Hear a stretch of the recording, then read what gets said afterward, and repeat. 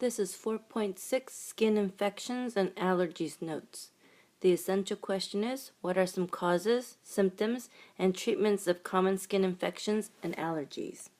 Infections are a special type of disorders, which means that it can be spread to others and that they are contagious. The first infection is the athlete's foot, which is also called tinea pedis, and it's a fungal infection caused by coming in contact with any damp or moist areas such as shower floors, shoes, locker rooms, and pools. Symptoms include red, cracked skin. There could be burning or itching and peeling of the skin, and it will be exclusively to the between those toes, but it could also start spreading to all over the feet. Treatment will be an antifungal cream, and it is to kill the fungus.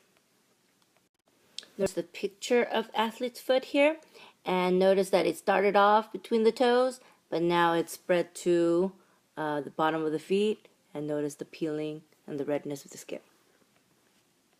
The next infection is boils and carbuncles, and the difference between a boil and a carbuncle is that boil is an infection of one hair follicle and sebaceous gland, which is an oil gland, by a bacteria called staphylococcus aureus. And carbuncle is a more serious form of boils, which is a group of hair follicles and sebaceous glands are infected. And you're going to find boils and carbuncles can affect many areas of the body, but it's going to be in areas where there's a lot of friction from wearing tight clothing or areas where they're shaving. And the reason for that is the hair follicle gets blocked by dead skin, and then the sebaceous gland can't release the oils, and then it becomes infected with the bacteria, and it has an area to grow, and then it becomes inflamed. The symptoms are you're going to have an area that's going to be very red, and it's going to be hot to the touch because of the infection. It's going to be painful, and it's going to have a raised mass.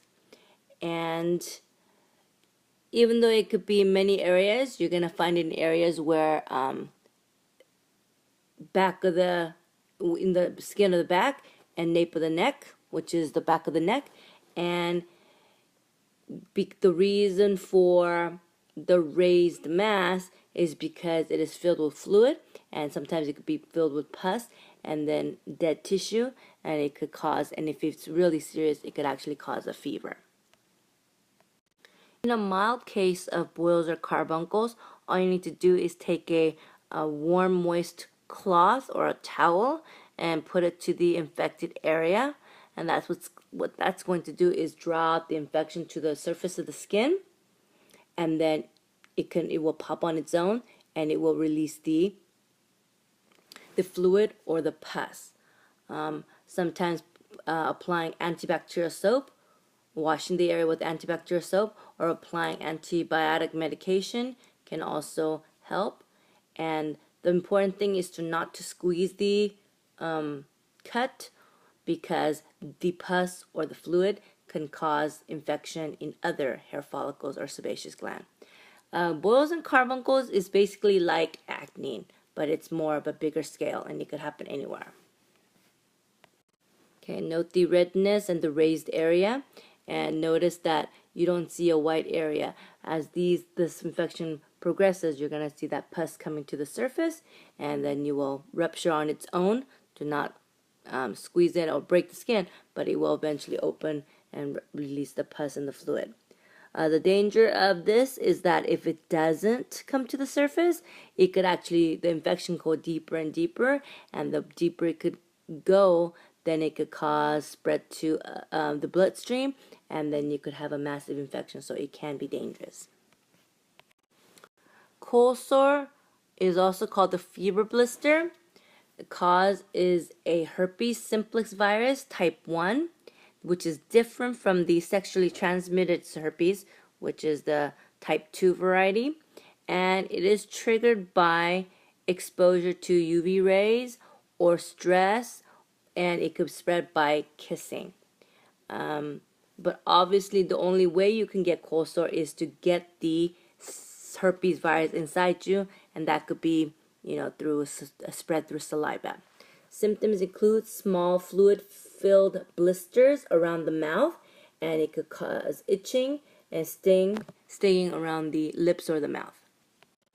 Treatment: there is no cure for the herpes virus. Once it is inside you, you cannot get rid of it.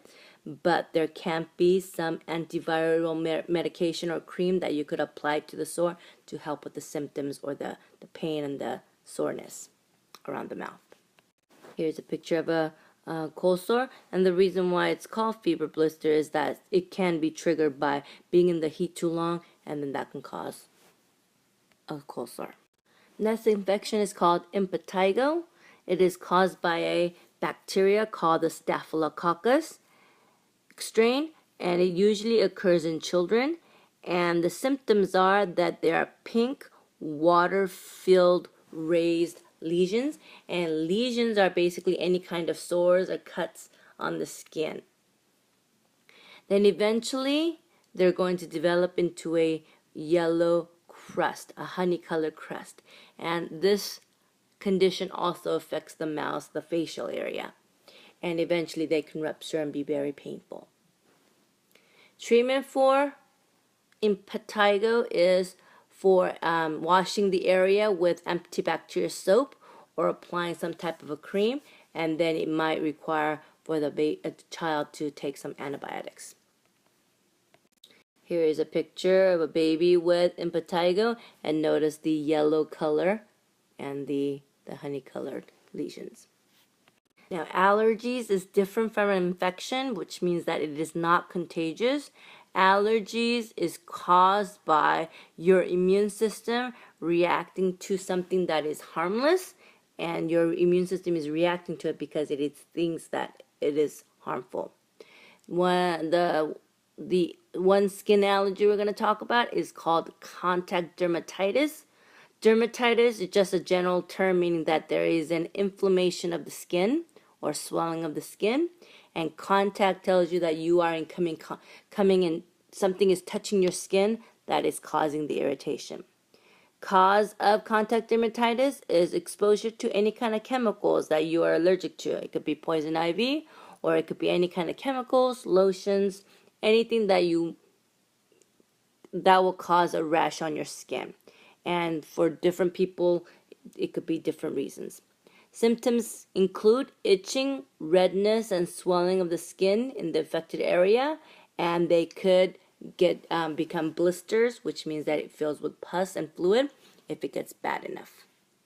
Treatment for contact dermatitis is a corticosteroid cream. Sometimes it's at the store, it's a hydrocortisone cream, and sometimes it could be an antihistamine medication like Benadryl, Claritin. Those type of medication can help with the symptoms. Here is a picture of contact dermatitis. Notice the raised areas which are filled with fluid. Because of the itching, if you start scratching at these, then it could cause an infection, and it can fill up with pus, and that could lead to a more severe case, which will be the blistering and the scarring. So best thing is not to scratch and put the ointment to keep it from getting infected. Next is psoriasis. The cause is unknown, but can be triggered by traumas, infection, or type of stress. Symptoms include reddened lesions on the skin, and the key symptom is it has a silvery scales. It's almost like a scales, and it's a white or silverish in color. Treatment include corticosteroid cream, light treatment to help with the lesions, and oral medication, which could be necessary if the condition becomes severe.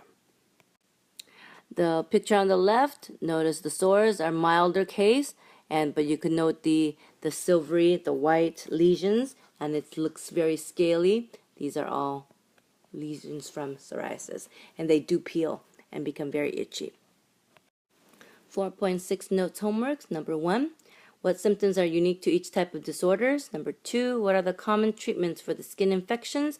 Number 3, how are infections different from allergies?